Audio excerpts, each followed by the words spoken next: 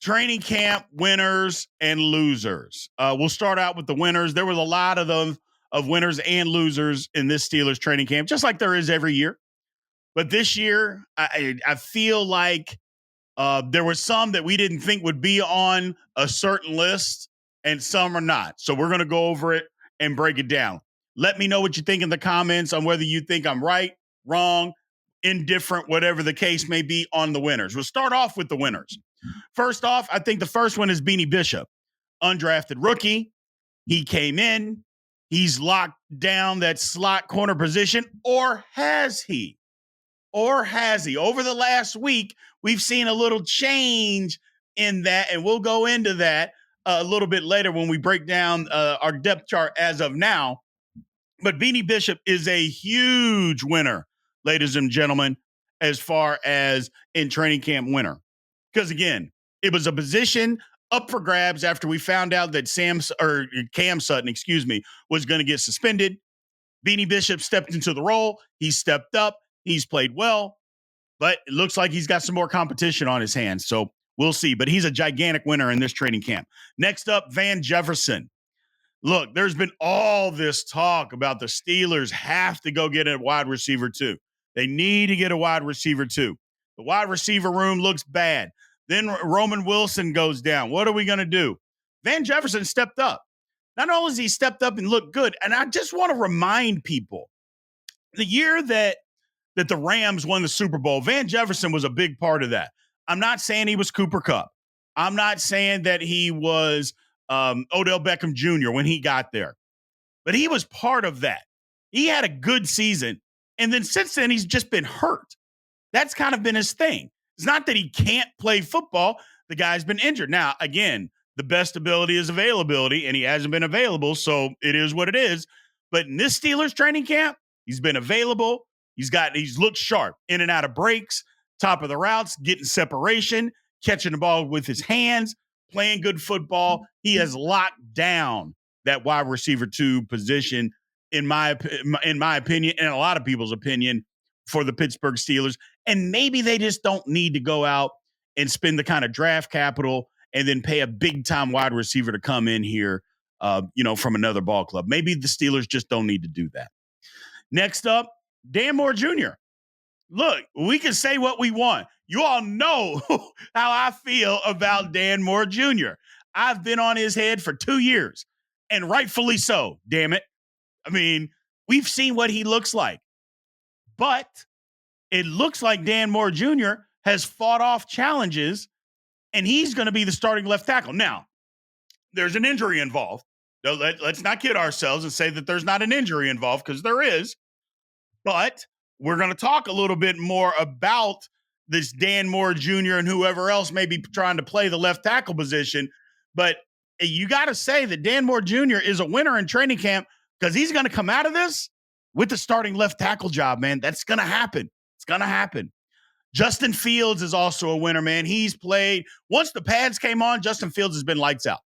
Now, the preseason game number 1, look, the 2 drop snaps or fumbled snaps, 50% are on him regardless.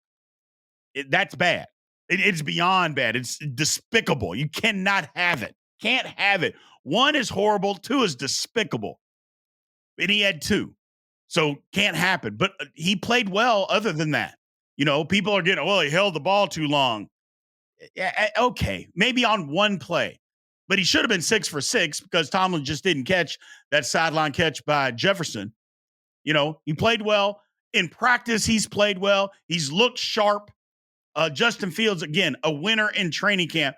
Also a winner because, again, an injury. He got an opportunity, and he went out there, and he made the most of it. So good for Justin Fields.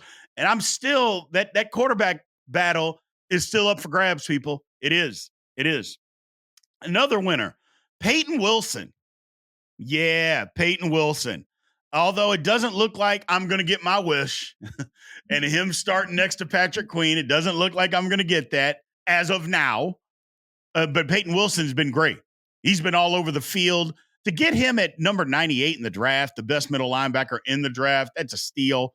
He's shown athleticism. He's been all around. He's been around the football. knows how to get there. Missed a couple of tackles in the preseason game, but you kind of expect that out of a first year guy. First NFL game ever. Okay, he was there, just missed a tackle. That's all. Overrun plays. Okay, that's fine. We can fix that. Break down. Don't be so excited. Understand what you see. Just go make the play. Everything doesn't have to be a killer hit. If you get the guy on the ground, that's just as good as blowing somebody up.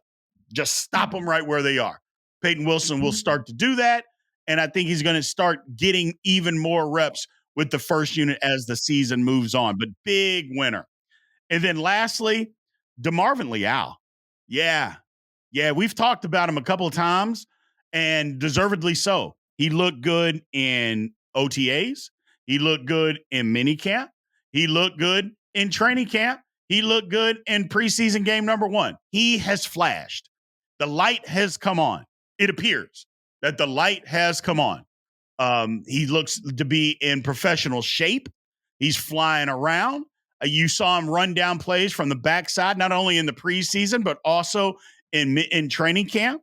The guy is out there showing the promise that we saw when we drafted him 3 years ago in the 3rd round. He is showing that promise. DeMarvin Leal is going to command some playing time, and a lot of it this year if he continues to do that. Look for him and Larry Ogunjobi. That's a battle. Larry O's played good too, though. That's the thing. Larry O's had a real good training camp as well. But DeMarvin Leal, I think, has a bigger upside. He's younger, and I think he may command more snaps. We'll see as the season goes on. But good for him for having the kind of training camp that he had. Now, as far as the losers are concerned, number 1 in my book, and we didn't rank the winners, and I'm not really ranking the losers, but this is the first person that popped in my head was Broderick Jones. Now, I know what people are going to say. Come on, B, give him a break. He's hurt. Okay. He's so hurt that he was playing into the 3rd quarter of the first preseason game. Don't tell me how hurt he is. That's a cop-out. He played lousy in that first preseason game. And can he beat out Dan Moore? We're going to talk about that later. We'll talk about that later. But Broderick Jones, up to this point, has been a disappointment. Now, some of that you might say is the coaching staff is messing with him. They won't put him at a position and just let him go play. There's some validity to that. Absolutely. At some point, the coaching staff's got to stop and put guys where they need to be and just let them go play. So hopefully that happens for Broderick Jones. But as of now, especially after that first preseason game, he looked uninterested. He had no punch. He looked unathletic. That is not what we're used to seeing out of him. Not what we're used to seeing out of him at all. It was bad. It was bad. Got to be better against Buffalo. Got to be better. 2, Roman Wilson. And look, he's on here only because he got hurt and he basically missed training camp. He looked good the first, 3 days, 4 days, first day of pads. He gets hurt, doesn't practice, just got out of walking boots and splints and casts and sleeves, all that stuff, starting to put more weight on it. And I think he's going to practice here in the next 7 to 10 days. And that's good, but he's a loser because you got hurt. And nobody's blaming him for being hurt. It's not his fault, but we've said it before and we'll say it again. Availability is the best ability. And he wasn't available. Sorry. So he's a loser, especially this being his first training camp. That's a problem. That's a problem. Next up, Troy Fautanu. I say loser only for the simple fact that it looks like he lost his starting job because they had him penciled in, and we'll get into more of that later, at right tackle, and I'm not sure he's going to be ready for the season. Everything else that he did in training camp was good. So maybe I'm being a little hard on him by saying he's been a loser out of training camp. I'll backtrack off of that and just say because it looks like he's lost his job due to an injury that he's a loser. But everything else, Fautanu looked really good. He looked good. Quez Watkins, we saw preseason game number 1. I will be thoroughly shocked if he is on this roster. I thought he had a good chance, not only because Cordell Patterson never practiced. He had done nothing in the offseason. Quez Watkins, we give him an opportunity, punt returner. The first one, he doesn't catch, or I take that back. The first one, he gives a fair catch. There wasn't a guy within 15 yards of him, and he calls a fair catch. Scared, nervous, whatever it is, can't happen, cannot happen. The next one, he catches, and he tries to Willie Mays catch it, and lo and behold, the ball goes through his hands on a fumble. The third one, he doesn't catch it all, gives up field position. I'm sorry. Quez Watkins, I would be thoroughly shocked if he is on this roster come cutdown day. I will be thoroughly shocked if he is, because Cordell Patterson is back, and whether you like him or not, the guy is a possible Hall of Famer at kick returning. If that's all he's going to do, if nothing else, then I would put him back there before I put Quez Watkins back there. I'm sorry. You could say it's just one game. Sometimes that's all you get, man. Sometimes you get one opportunity, one shot. We've heard that before, haven't we? And he blew it. I'm sorry. Next up, Isaiah Loudermilk. He looked uninterested. It looked like he didn't have any power. He's not going to be on this football team. I'm sorry. 53-man comes. Loudermilk will be cut, barring any injury. He didn't look good. Again, he could turn it on in the preseason game number 2 and 3 and pass some people up, possibly, but I don't think that's going to happen. I don't. I think we've seen what Loudermilk can do. And unfortunately, it didn't look like a whole lot.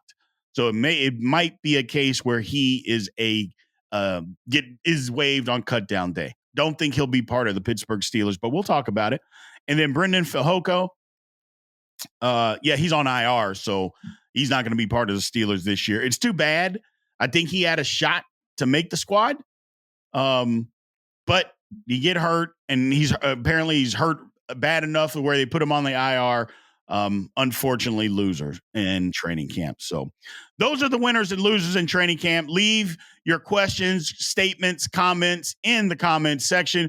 Let me know who you agree and disagree with.